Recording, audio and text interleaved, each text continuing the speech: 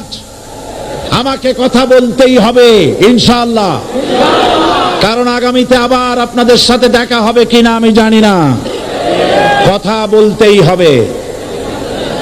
বসেন, কেউ দাঁড়িয়ে থাকবেন না। আমি দেখতে পাচ্ছি বাংলাদেশের ভাগ্য আকাশে উত্তর গগনে কালো মেঘ জমা হয়েছে, ঝড়ের পূর্বাভাস লক্ষ্য করছি। যদি মোকাবেলা করতে না পারেন সক্ষম ভাবে, এমন অন্ধকার গাঢ় কালো অমাবস্যার রাত আসতে পারে যার সুবে সাদেক হওয়া অসম্ভব। সুতরাং আপনারা কি কাপুরুষের মতো কাফের মুশরিকদের গোলামি করে মরতে চান? বিড়ালের মতো 500 বছর বেঁচে থাকার কোনো লাভ নাই। সিংহের মতো 1 ঘন্টা বাঁচতে চাই। আমাদেরকে বলা হয় সাম্প্রদায়িক উস্কানিমূলক কথা নাকি আমি বলি। পত্রপত্রিকা দিছে না তারা? সাম্প্রদায়িক উস্কানি কথা, সাম্প্রদায়িক উস্কানিমূলক কথা বলি। সেই জন্যই বোধহয় শত শত মুসলিম আমাদের কাছে এসে মুসলমান হয়। মানুষে আর বোকা বানানো যাবে না। যাবে কি? আর বোকা বানানো যাবে? তারপর বলছে কি? এরপরে বলছে, আমাকে বলছে রাজাকার।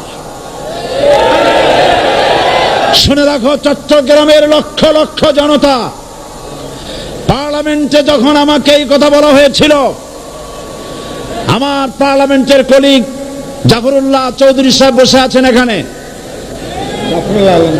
হ্যাঁ, জাফরুল ইসলাম চৌধুরী বসে আছেন পাশে, প্রধানমন্ত্রী সুদ্ধা, অন্তত 3 শতাধিক পার্লামেন্টের সম্মানিত সদস্যরা সেদিন বসা।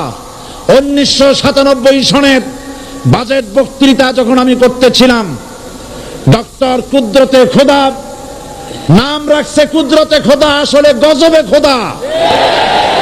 এই লোকটি নাস্তিক, ইসলামের চূড়ান্ত দুশমন।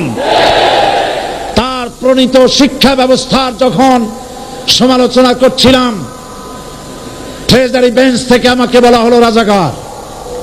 আমি আমার সমস্ত শক্তি একত্রিত করে বলেছিলাম, শুধুমাত্র হিন্দুস্তানের রাজাকারেরাই আমাকে রাজাকার বলতে পারে। আমি বলেছিলাম 1973 সন পর্যন্ত আমি বাংলাদেশের কোন রাজনৈতিক দলের নেতা এবং কর্মী ছিলাম না। আমি রাজাকার নই। আমাকে রাজাকার বলে যদি তাকেও প্রমাণ করতে না পারে, 10 কোটি টাকার মানহানি মামলা দায়ের করব। আমার এই বক্তব্য সারা দুনিয়া শুনেছে। পার্লামেন্টে আমার এই বক্তব্য রেকর্ড হয়ে আছে। সেদিন 3 শতাধিক পার্লামেন্ট মেম্বারের কেউ আমার চ্যালেঞ্জ গ্রহণ করেন নাই। যে কোনো ব্যক্তি পার্লামেন্টে গিয়ে আমার বক্তৃতা দেখে আসতে পারেন। এরপরে 1997 সনের 7 অক্টোবর দৈনিক জনকণ্ঠ পত্রিকা যখন আমার বিরুদ্ধে লিখলো, সেই পত্রিকায় সাইদির ওপেন চ্যালেঞ্জ 8ম পাতা, 1997 7 অক্টোবর, এত বড় 2 কলমে হেডিং। সেখানে আমি বলেছি, বাংলাদেশের সকল সাংবাদিক, গোয়েন্দা বিভাগ, বাংলাদেশের সকল বুদ্ধিজীবীকে আমি আমার পিরোজপুরে আমন্ত্রণ করছি। আমার উপস্থিতিতে যদি কেউ প্রমাণ করতে পারে বাংলাদেশের স্বাধীনতা যুদ্ধের বিরুদ্ধে আমার কোন ভূমিকা ছিল, সজ্ঞানে স্বেচ্ছায় জাতীয় সংসদের সদস্য পদ থেকে পদত্যাগ করব। 3 বছর পার হয়ে গেছে, আজ পর্যন্ত কেউ এই চ্যালেঞ্জের মোকাবেলা করে নাই। সুতরাং আমাকে যারা রাজাকার বলবে, তারা পিতৃ পরিচয়হীন অবৈধ সন্তান। 1971 সনের, শোনো মুসলমানেরা, 1971 সনের কোন কাদা সাইদির গায়ে লাগে নাই। আমাকে রাজাকার বলে জনগণ থেকে বিচ্ছিন্ন করবা, জনগণ থেকে আমারে বিচ্ছিন্ন করা যাবে না। কারণ এই জনগণ আমার জন্য আসে না, এই জনগণ আসে আল্লাহর কোরআনের জন্য।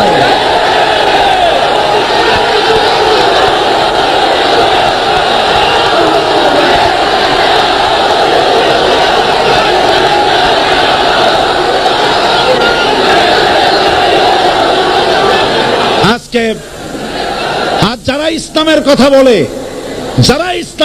বলে, তারাই রাজাকার, তারাই মৌলবাদী। মৌলবাদী বললে আমরা অসন্তুষ্ট হই না, কারণ মৌলবাদী শব্দটা আসছে মূল থেকে। মৌল শব্দ এসেছে মূল থেকে। মূলবাদী তার মানে যারা মূলে আছে। মূল হলো কোরআন, মূল হলো হাদিস, মূল হলেন আল্লাহ, মূল হলেন আল্লাহ রসুল। আমরা আছি মূলে। এখন বলেন তো মূলের শক্তি বেশি না আগার শক্তি বেশি? আমাদের যারা মৌলবাদী বলে ওরা হলো আগাবাদী। মূলে আছে কত কোটি? 12 কোটি। মূলে আছে কত কোটি? আর আমাদের যারা মৌলবাদী বলে ওই থাকো গাছের আগায়, আমরা মূলে। লাভালাভি বেশি করবা না, 12 কোটিতে গাছের গোড়া আসতে নানা দেবে, মামু বাড়ি দিল্লি গিয়ে পড়বা, বাংলার জমিনে জায়গা হবে না। এ কথা বিশ্বাস করো। বাংলাদেশের মুসলমানদের শরীরে এক বিন্দু রক্ত থাকতে শয়তানের তৈরি করা ধর্ম নিরপেক্ষ মতবাদ বাংলার জমিনে কায়েম হতে দেওয়া হবে না, হবে না।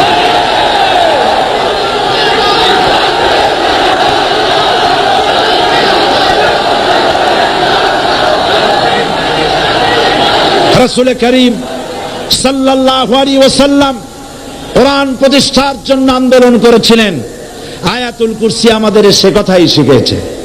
আল্লাহ রাব্বুল আলামিন বলেন, আল্লাহু লা ইলাহা ইল্লা হুয়াল হাইয়ুল কাইয়্যুম। প্রাণ খুলে পড়েন, আল্লাহু লা ইলাহা ইল্লা হুয়াল হাইয়ুল কাইয়্যুম।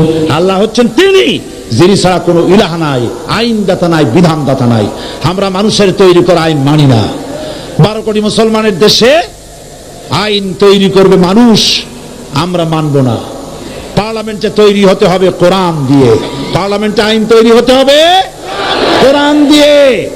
সুতরাং ভয় যতই পান আর যতই ষড়যন্ত্র করেন, 4 দল যখন একত্রিত হয়েছে, ঐক্যবদ্ধ থাকবে, সরকার ঐক্যবদ্ধভাবে গঠন হবে, নির্বাচন ঐক্যবদ্ধভাবে হবে এবং কোরআন হবে, আল কোরআনের পার্লামেন্ট হবে বাংলাদেশে।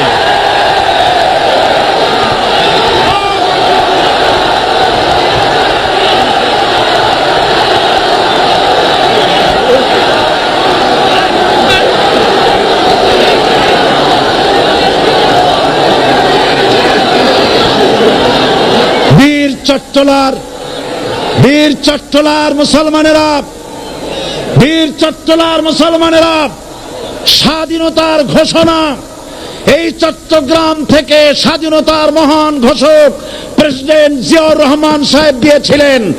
এই চট্টগ্রাম থেকেই ইসলামী রাষ্ট্রের ঘোষণা হবে।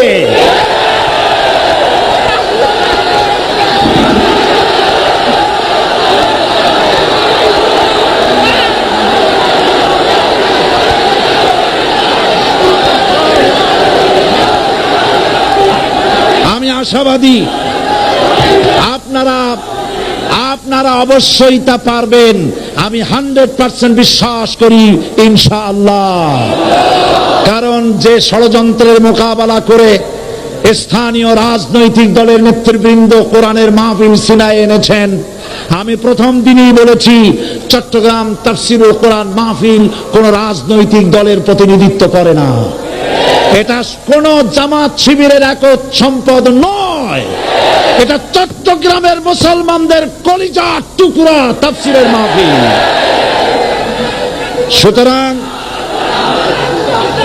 এই মাহফিল চট্টগ্রামে থাকবে ইনশাআল্লাহ কিয়ামত পর্যন্ত।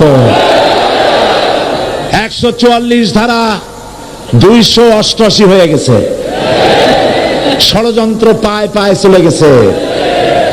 আমি ওই সব ছেলেদের বলি, সরকারি দলের ছাত্র হইয়া মুসলমানদের বিপক্ষে যাইও না। এদেশের ভাগ হয়ে